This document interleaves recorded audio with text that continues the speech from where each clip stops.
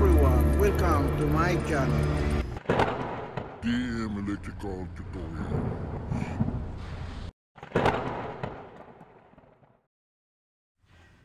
Hello guys, welcome to our channel. Our topic today is how to make alarm silencing control circuit. So, ngayon ituturo ko sa inyo paano gumawa ng alarm silencing control circuit. Ang ating gagamitin na component, gagamitin natin na part is kailangan natin ang line 1, line 2 na breaker, ito. And then ito ay normally open, normally close na pwedeng pressure switch, pwedeng limit switch, pwedeng sensor, or ang gagamitin nga dito ay float switch. Gagamitin natin contact dito is normally open. Okay? And ito ang reset button natin. Our reset button is here. Reset button. Ito yung horn. This is a horn, buzzer. This is our amber light. This alarm here. And ito yung ating relay. Ito yung relay here. Ang internal contact ng relay, ito yung internal contact niya na gagamitin natin. Susuplayan natin to lahat ito para gumana to. Okay? Ito, na-wire ko na at napagana ko na, papakita ko sa iyo. Pero ituturo ko sa inyo paano i-connect to. Okay? So, sa ngayon, tingnan nyo muna itong ginawa ko.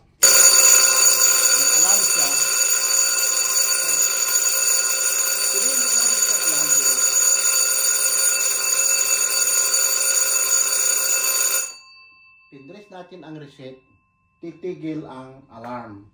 Pero, naka-amber light pa rin. So, ibig sabihin, inaayos pa rin ang makina. Kahit katulad ng ginagamit ito sa style na to, laging ginagamit ito sa mostly used in water treatment or submersible pump. Pwede rin sa baling machine, over trouble.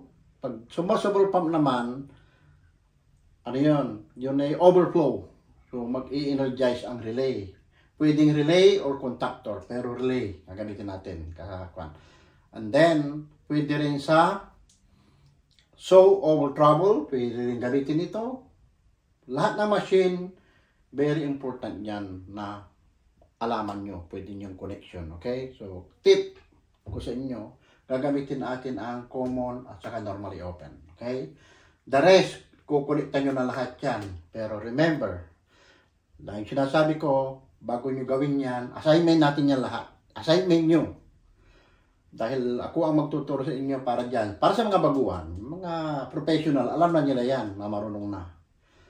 So ito, iwaward nyo yan. The next video, ipapakita ko sa inyo paano pag-wiring.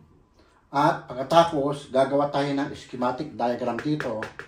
Schematic diagram, kung ano magawa natin yung para madali, saka natin i-wire ito. So, magiging next time, ang mangyayari, tatanggalin ko lahat ng wire connection dito at tuturo ko sa inyo paano pag mag-wiring one by one.